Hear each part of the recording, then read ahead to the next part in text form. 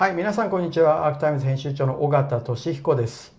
今日はフランスのフィガロの特派員でいらっしゃるレジス・アルノーさんにお越しいただきまして、先日のジャニーズのですね記者会見でアルノーさん非常に印象的な記事を東洋経済に書かれていて、テレビ朝日のインタビューも受けていてですね、普通の特派員の目から見た時に記者会見がどう映るのかっていうことをですねお話ししていこうと思うんですけど、まず最初に少しだけ日本語で話して、その後は英語に切り替えていってですね、アルノさん英語で話した方がより正確に話せるということだったので、そういう形で進めたいと思います。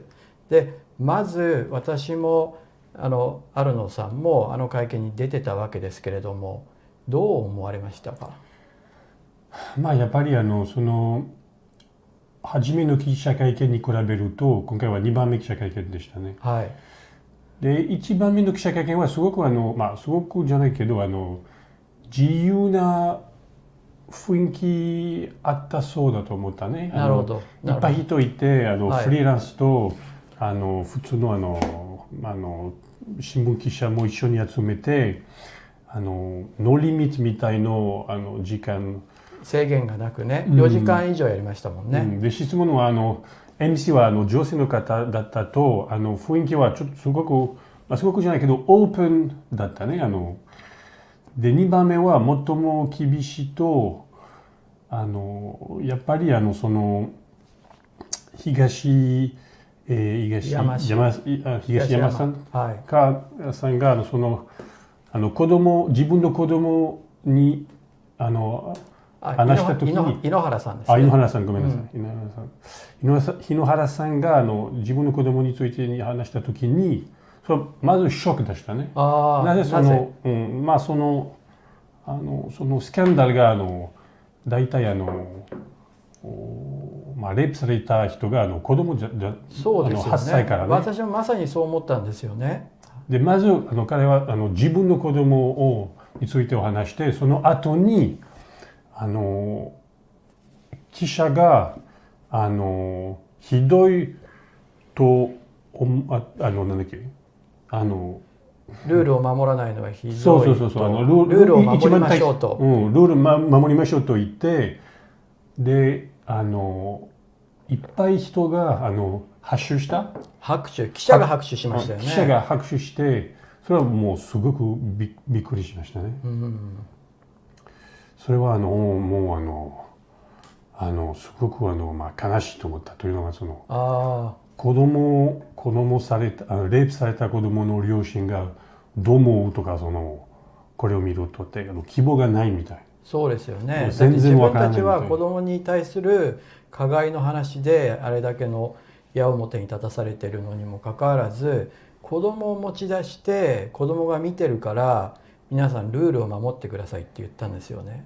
でもどういうルールでしょうね。ルールをルールどころか犯罪を犯してたのはジャニーズ事務所なわけですよね。その記者会見にもかかわらずああいう話を井ノ原さんですね、この井ノ原さんですけれどもしたわけですけれども、やっぱりショックだった。だからそれは2つのショックがあったね。はい。子供の話とそしたら記者のリアクション。じゃあここからは英語に切り替えていって。Okay, so let's turn into English. And so you just mentioned that you were shocked to see. First of all, Mr. Inohara said that the children are watching us. So please obey the rules, and also others, reporters. Applaud that. What was your instant reaction when you hear Inohara said that the children are watching and please I really feel outrage. Outrage. Yeah, outrage. I feel, how can you talk about children? Indeed. After 300 victims, or how can you talk about children and talk about your own children to not answer questions? about rape Right, of children. Right. It's a kind of joke. It's almost comical if it was not tragic. And then maybe half the room applaud. Half the room? Did you feel? I was behind, so maybe not half, maybe 30%, but a big chunk. Right. Like popular reaction, like Tadashine, we should follow the rules. But we are here because children have been raped for years. There are no rules. The rule is to protect children. Years and actually decades. Yeah. And victims could be up to several hundreds, perhaps more than 1,000. Yeah, and the rule is to protect children. There is one rule. The rule is protect the children. Right. It's not to follow rules. There are no rules in the press conference. Really, there are no such thing as rules. Usually, you come. There's a question. You answer the question. There is no. You didn't sign a contract before the Kisha Kaiken saying I will wait my turn. I will ask one question only. No, there are no rules. So I found very shocking. So there are still a lot of discussion or controversy in Japanese media. Still, those reporters, so-called NG, no good reporters. It's in English, it's a blacklisted reporters. Like this is from Friday Weekly Magazine, and I was in the list, and Mochizuki-san as well. But still, many reporters say that you should have obeyed the rules. Really? Yes. So I was really shocked and surprised still that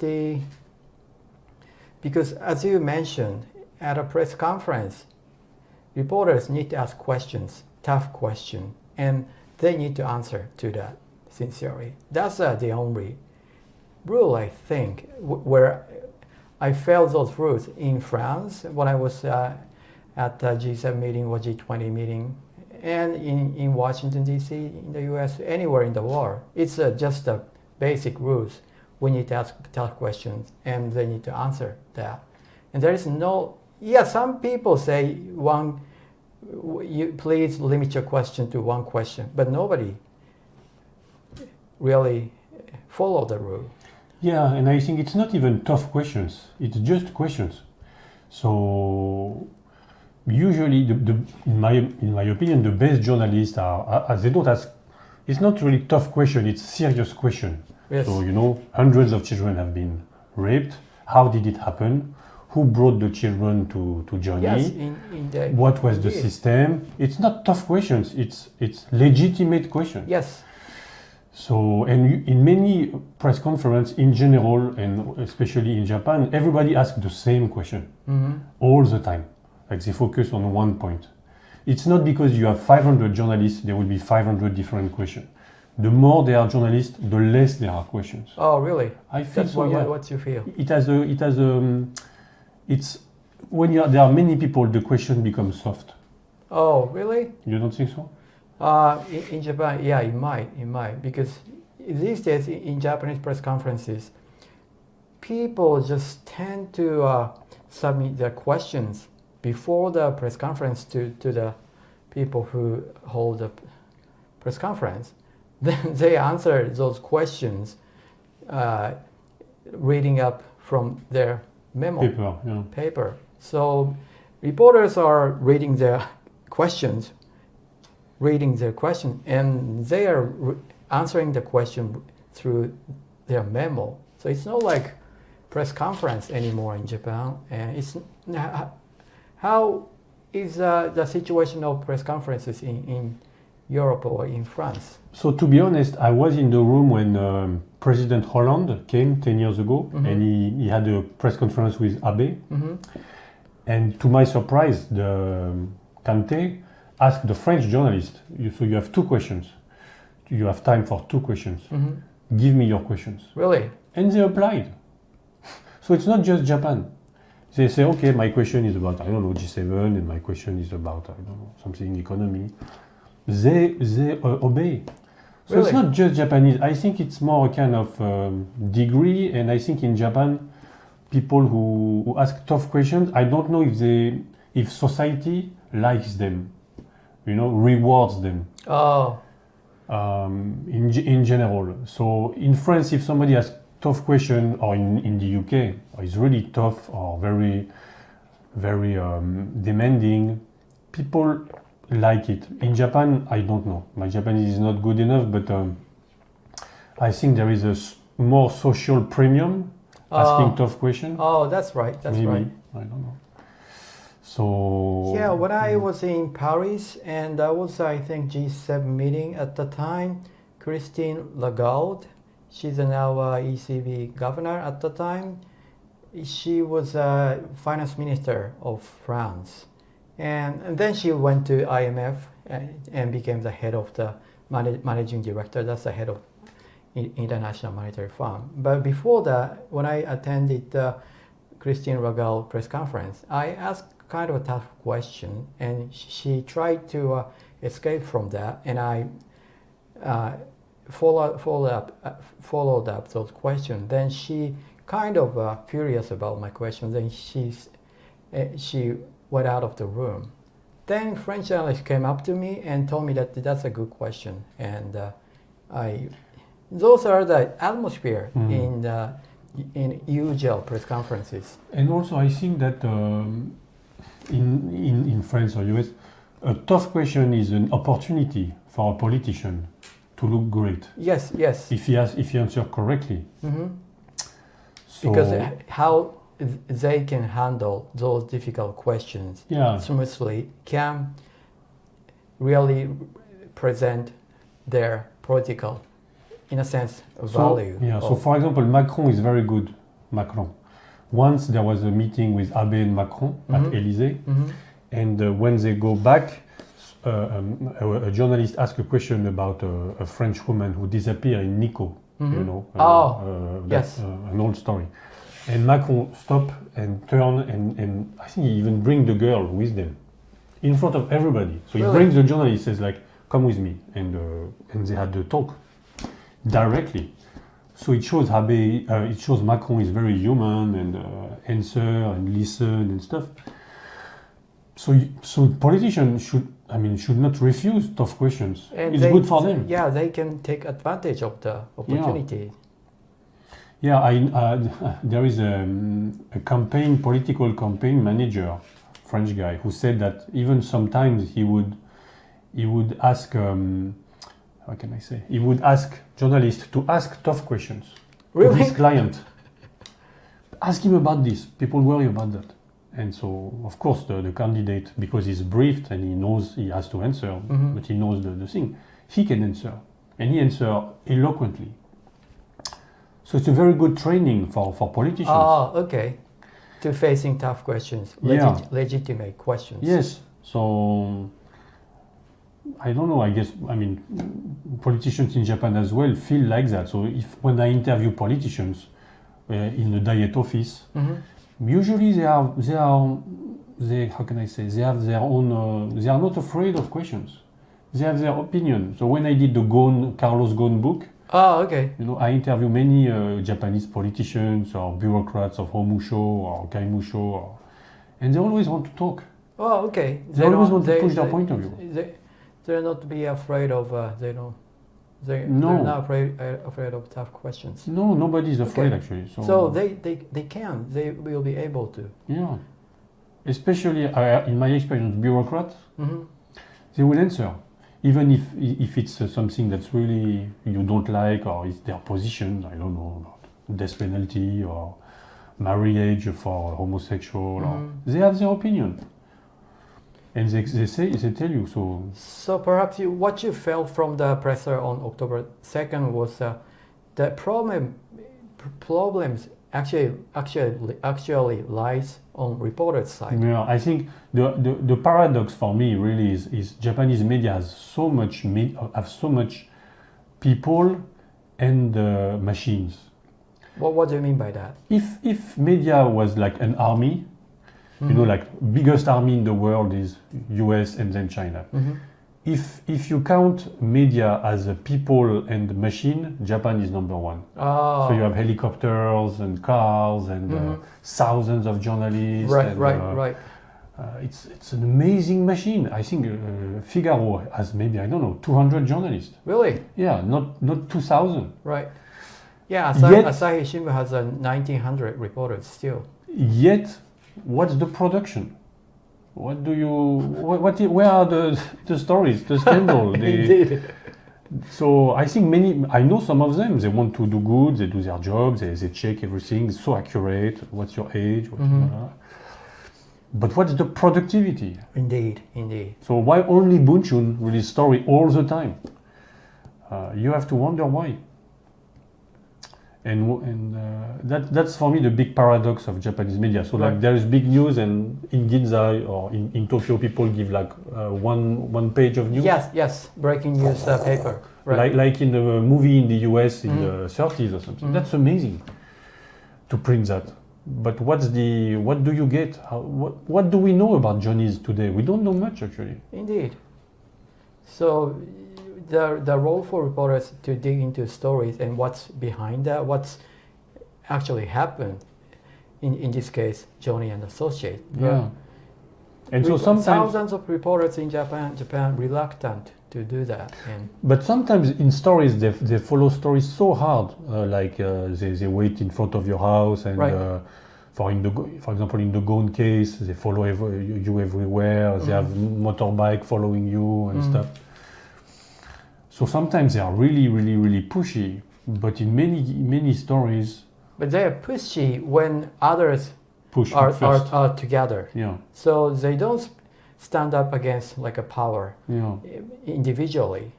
Yeah, it's like an extra power. So. It's very strange to see. So you would have like the Johnny story. It stays like on the back, like as a background noise. Yes. Because Bunchun talk about it. Yeah, for 30 years perhaps. Yeah, and courts talk about it, and books are written about it. But nothing like there's not like trigger. Like now it changed. And actually, the trigger was a BBC documentary this time. And maybe also the UN. Yeah, indeed. Because I think companies are afraid of UN, and maybe they become liable, responsible. Or it would hurt their international reputations for companies. Yeah, so I think UN also played a role, but without BBC or without UN, there would be no Johnny scandal, even today. And there is no real accountability, right? Nobody goes to jail. Yeah, nobody is fired. Right. So if you are a victim, where do you go?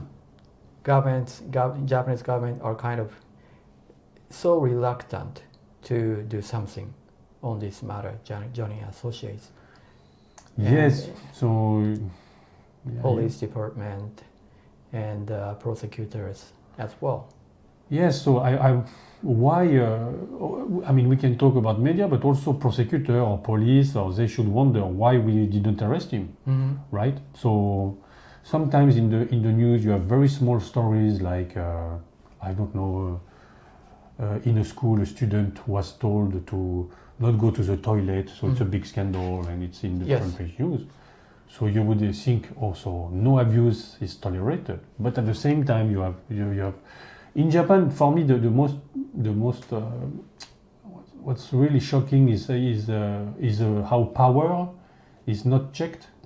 So like small people, like if you work in a bank and you make a mistake, and I don't know, you make a mistake and you give Hyakuman rather than Ichiman, and so you have to pay, employee. Right. And everybody is falling on you. So if you're a small guy, you have a big responsibility. Right. You will be squeezed. You have sekinin. If you are delivery, if you work for Takubin and you're late, or I don't know, you are a waiter and something fall, the person would say, and you will really feel responsibility. But if you are in Johnny and Associate, no responsibility for nothing. Yes.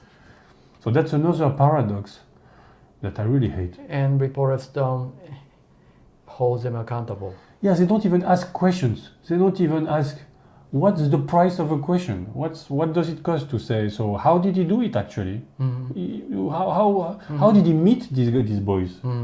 How he fishes them? And did he pay them after that? How much did he pay? Did some kid commit suicide? Did he have a lawyer who was around and paying them, right? What about the parents of the kids? We don't know that. So why not asking just these questions?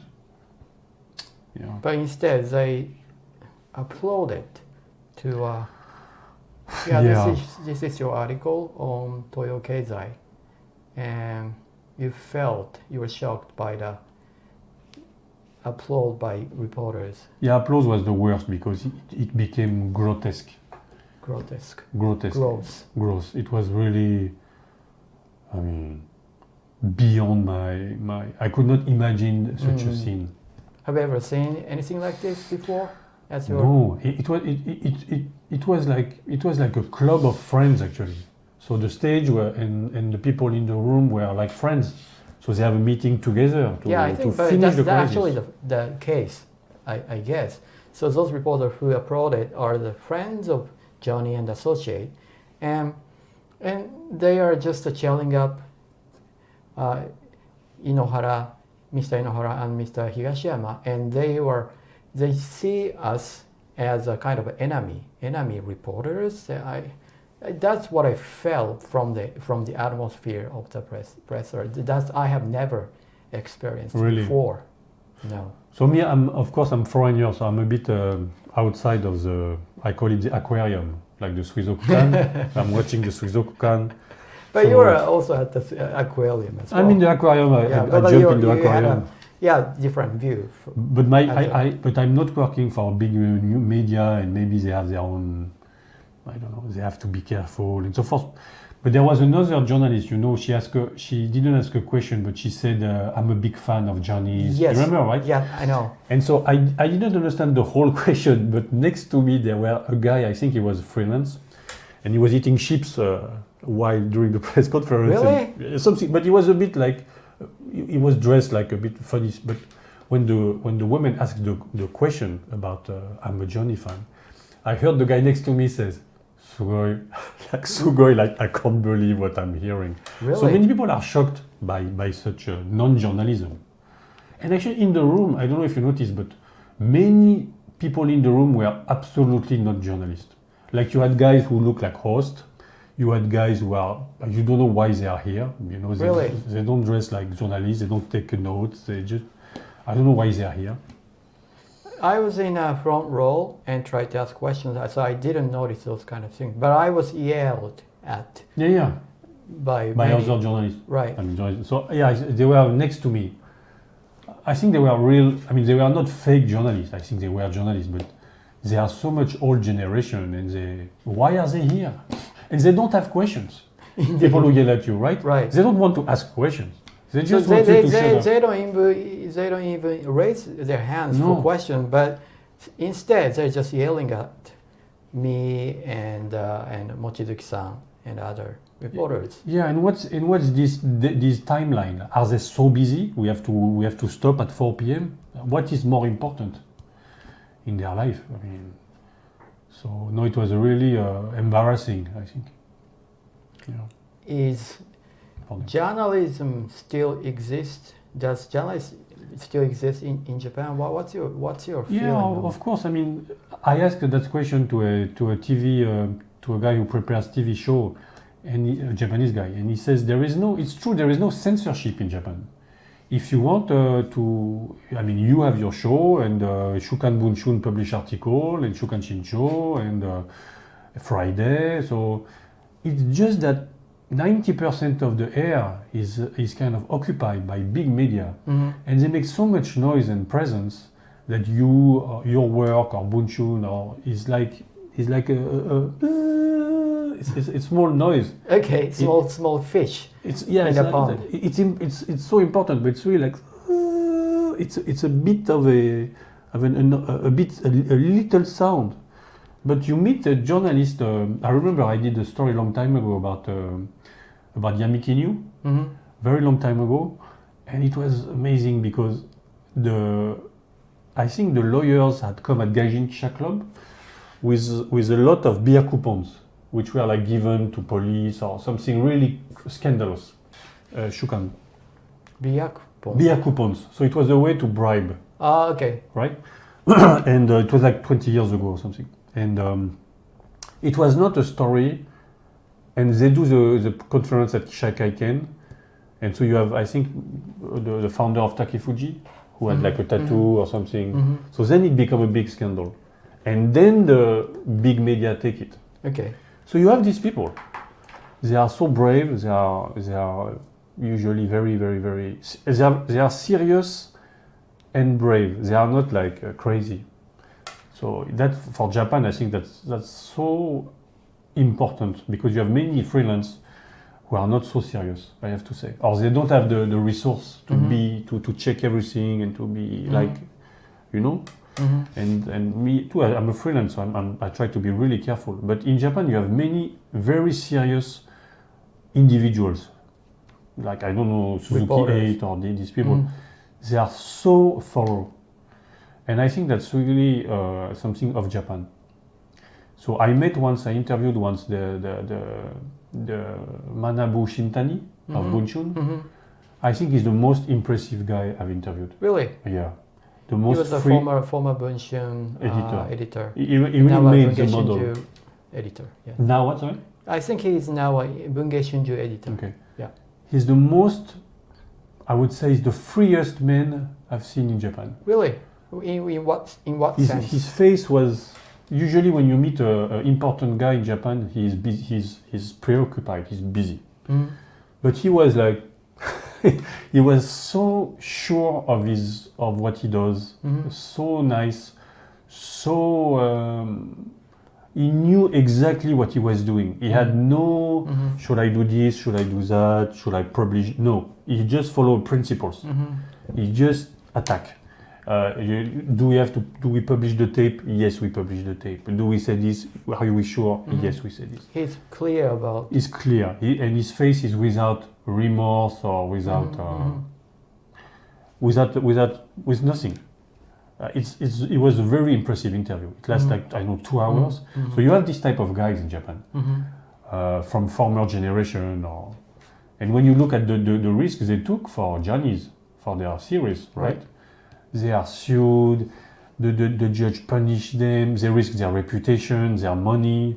These guys are like, I mean, like I don't know how to say, like Elon Musk of journalism. They risk everything, and they win. But still, they are not so powerful. So no, journalism is not dead in Japan. You have great journalists. You publish many books. But still, there's those kinds of reporters, and those reporters are very important. They are very small, but they are very, very important. So. And one other point I just mentioned is that from your article, so you mentioned that the reporters try to stop other reporters. That's what you really angry about. Yeah. So in Japan, you have this Kisha Club system, and usually I don't care so much because I feel Kisha Kaiken are not so important at the end of the day, because especially in Japan, so usually, I don't know, a newspaper says, I don't know, Kishida will increase Shohei 3%. Then there is press conference and he says, I'm going to increase Shohei to 8%. And everybody is like, and then it's over. But it's all pre-scripted. Kind of pre-scripted. It's like the news, they release the news to a few people, so the news goes around, and then everybody knows, oh, that will be the news. Then he says the news, and it's like a balloon you took out the air, right? There's nothing anymore. There's no scoop. It was known before. But I think Japan, to my knowledge, is the only country where journalists regulate other journalists. Yeah, indeed. Right? So if you go to Tokyo District Court, you register with the Kisha Club, and then they say, okay, you can enter. And usually they say yes, no problem. But in France, it's not journalists who say to other journalists, Ogata, okay, you can enter. No, it's not like that. So the other day, and it's everywhere. So the other day I was at art fair in Yokohama called Tokyo Gendai. And the lady says, only Japanese journalists will ask questions.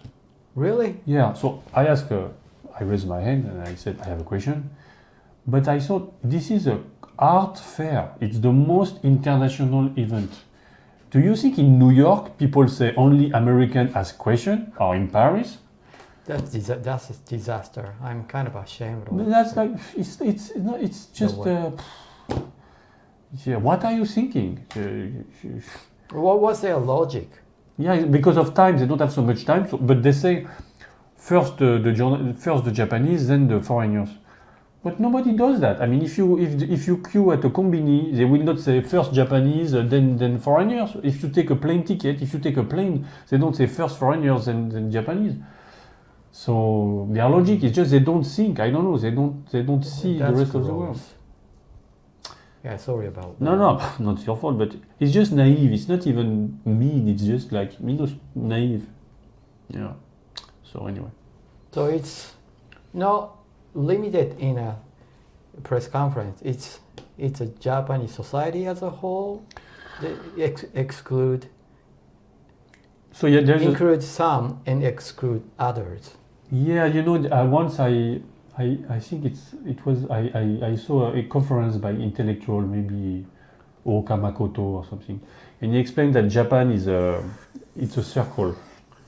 So he says I'm on a plane and there are 6 Japanese businessmen and they form a circle naturally, and they talk to each other. And if you look in the street, you will see many groups like that, like circles. They're like, what do you think? And of course, if you join the circle, you can ask any question. But if you're outside of the circle, you cannot enter. And I think in Japan, many things work like that. If you're in the circle, let's say, if I am in the Kisha Club of the Homusho, I know everything. Because everybody talks to me, and journalists talk to me, and we are friends, we drink together. They explain to me candidly, but then they say, please don't write this, it's for you. But you know everything. But it's a kind of trap, right? Because you cannot report. Yes. So that's the problem of Japanese society. Like they let you in, but if you are in, you cannot talk. So why are you in, right? So yeah, and so Kisha Club is a sign of this, I think. And if you put those analogy into the October 2nd presser, so I am Japanese, so perhaps I'm supposed in a circle, but because we try to ask a question, but as you mentioned, it's a legitimate question. Then insiders try to exclude us and try to yell at us and try to stop us from asking questions. Is that? Yeah, but and also the thing about Japan is actually everybody could enter this press conference, right? Yes. And usually there is not such exclusion at entrance. So I think Kyoiku, I mean the church, they stop people to enter Kishakaiken, right? The Unification Church. Oh, Unification Church, yes. Right? This is quite rare in Japan. So I registered to the Johnny conference, no problem, right? I just enter my name, yes, come in, we are in the list, okay, please go, dozo. G7, there is Kishakaiken with Zelensky, I can see. And if I want to enter a press conference, I will enter. Once I enter a Homusho press conference, I applied, they said yes, and I enter. So there is no like, it's not violent, right? But there is a kind of system, maybe among Japanese journalists, that makes them more soft, like, I don't know, more reserved. Everybody is friend. There is no real barrier. There is no real opposition, right? You know the bureaucrat. He knows you. You stay there. In Homusho, Kisha Club, they have their own office in Homusho. Yes. It's really amazing. Like, so they stay all day there, the journalists. So it makes your reporting, I guess, weak. I was in Kisha Club as well because I was a long time Asahi Shimbun reporter, 29 years. And at the time, I was in the Kisha Club at Zaimusho, Ministry of Finance. And I was a reader of the reporting team at Asahi. And so and at the Kisha Club, there are turns for each organization, each media outlet needs to do some kind of there is a term so you have to handle all the requests from outside and deal with others. But at the time, I still ask those in a sense tough questions, and politicians and bureaucrats are sometimes try to avoid my question, but still I could do that. And actually other reporters used my question, or they used my question and answers, because those are good answers, and because from a tough question.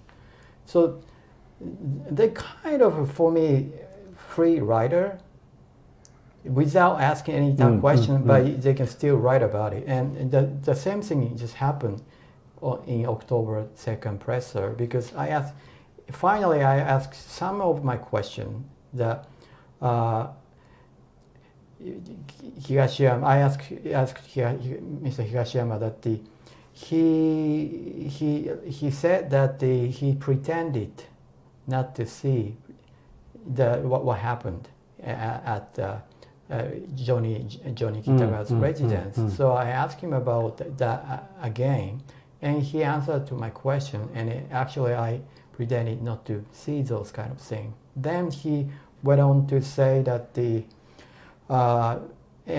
but I try to start my job as the president of the company, and I gave up my whole. I gave up my whole career. My dream was to perform at the theater until closer to 90 years old, but I gave up, or something like that. Then all the reporters around me, like yelling. The reporter yelling at me, all used those quotes and wrote stories. So I'm bit felt strange, and they're like a dishonest about their attitude. Yeah, so when the first press conference, I asked a question about the book that was published, right? And my Japanese is not so good, so I really had prepared the question. So I asked my question, but I cannot be very, very, very precise. But then, Mochizuki-san took up your she kind of write on my question, and she said like sausage, blah blah blah. Right. That's a press conference. That's the way it should work. Yes. Right. So you ask a question, and then somebody follows up and sings, and then, right. And actually, it's funny because once I talk with Gaimusho people, and they say, "Oh, we always go to Gaijin Kisha Club press conference." I say, "Why?" Because it's fun. Because they ask questions at Gaijin Kisha Club. So when you think about it, the Tanaka Kakue scandal was Gaijin Kisha Club. Right. Kawa Okamoto, he talks at Gaijin Kisha Club. Oh, you mean FCCJ? Yeah, yes. FCCJ. So Tanaka was the same. Japanese people should wonder why we ask questions and your own journalists don't ask questions. Right. Why? Right. Yeah, it happens. We all don't the even time. speak Japanese, so it's. What's your job? I mean, it's a kind of a shame for Japanese journalism. Always. So I would understand if you are in Russia or if you're in Iran. Of course, you cannot ask questions like that, and journalists they are killed. But in Japan, they will not be killed. Indeed. Questions don't kill people in this country. So it's really a society problem, I think. What's your message to those reporters who applauded or yelled at us? Well, frankly, they are not reporters, so they are not journalists to me. I mean, to applaud such a behavior, it's maybe I would ask them, why are you there? Why are you here for? You are not here to follow rules or to applaud the guy you are. You should ask questions too. It doesn't work like that, and you don't help society. It doesn't produce anything, really. So, I wanted to ask Higashiyama. What really shocks me the most in Johnny's story is that because these people they knew or they were suspicious of Johnny. So if a good friend comes to them and say, "Hey, my son wants to join Johnny," right? If they say, "Watashi no musuko ga Johnny ni hairitai," domo, ii desu ka? Abunai desu ka? おかしいですか？楽しいですか？ What do they say to their friend that they don't say to the public? Because either they say, まあ、行かなくてもいい。ジョニーズはもう、ちょっとやめて。ちょっと汚いからね。Or they say, いいよ。楽しいよ。But actually, they did the latter, actually. To their friends? I'm not sure. I think so. I Really? think so, yes. So they will let the son of their friend be raped? Sometimes. Really? That's kind of appalling and a gross aspect of Wow. this scandal. But at the same time, there are those reporters who applauded. But at the same time, there are many more mainstream news media outlet reporters who are kind of quiet about it and not trying to defend other reporters to ask questions. That's also a kind of shocking to me. If I were them, I think I will try to defend reporters, try to rescue them, to let them ask questions. These are the important questions. Yeah, so that's a big problem in Japan is that there is no journalist society as a body like a Bengo Shikai, or there is no such a group of people as a lobby who say, for example, we refuse questions in advance, or when, for example, Nagai Kenji was killed. I didn't feel a journalist crying about Nagai Kenji, even though he gave his life for his journalism job. He goes back to Narita in a body bag, Nobody welcomes him. He's like a guy, oh, sorry, he died. But there is no real, there is no like solidarity among the press. And now, Yasuda Junpei, he cannot get out of Japan.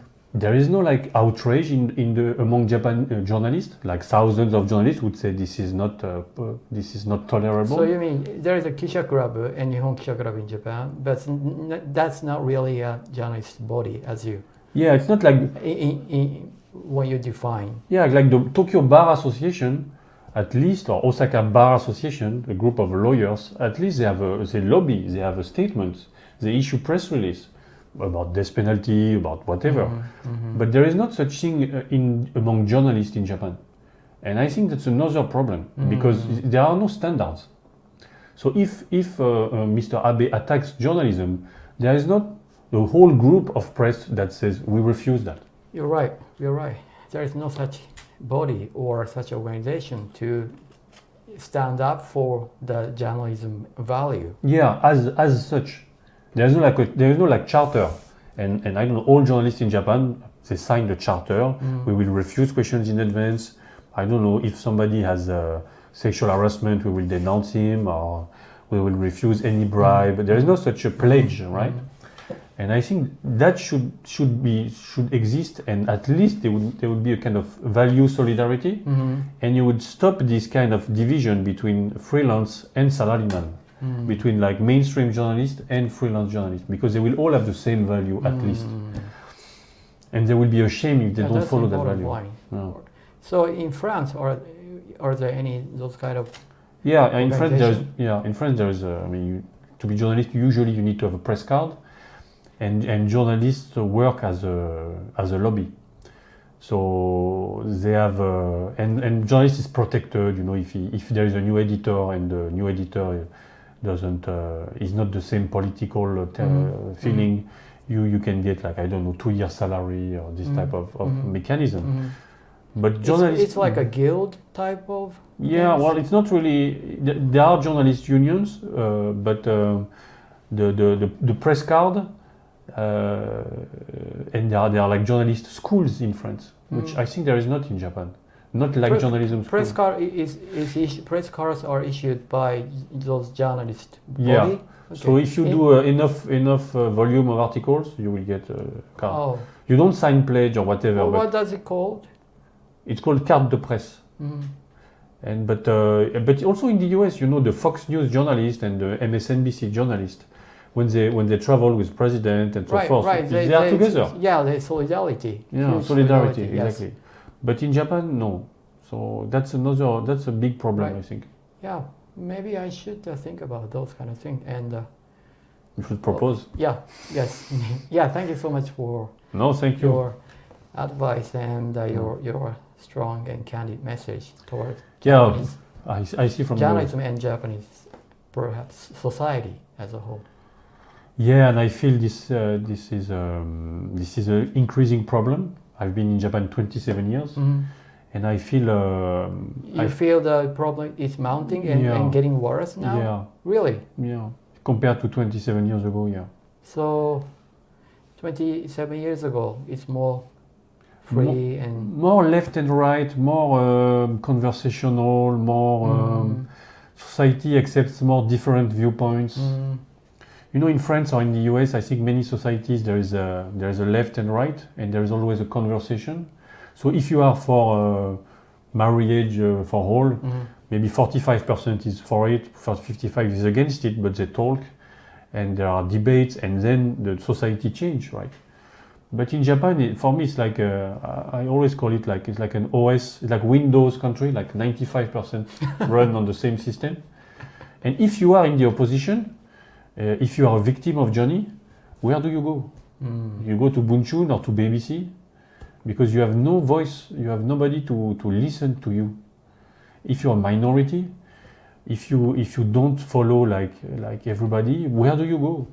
And I feel this is becoming more and more hard for these people, for minorities. So yeah. Minority people are getting more and more cornered. Yeah, more and more singled out and pushed. So that's if you compare to Korea or Taiwan, I feel society is much more going forward. Oh, really? Yeah, Japan never changed. Really, I mean, Taiwan accept marriage for all, right? Not Japan. I think Japan will never accept. Most countries have given up death penalty. South Korea or Taiwan, they almost never do it. Japan still does death penalty. It's a big issue, you know. And there are many social issues like that where Japan used to be like the road from west to east. Yes. And Japan was like the stop in between. But now I'm not so sure. Many people think like Putin or like autocrat, right? So if the press lose every power, what's different between us and autocracy? So yeah. So we are turning into our. I think there's a big risk. Difficult point and time. Yeah. So yeah, that's a worry. Yeah. Thank you so much for coming, and let's continue our conversation. Anytime. And yeah, please come back soon. Thank you. Yeah. Thank you so much.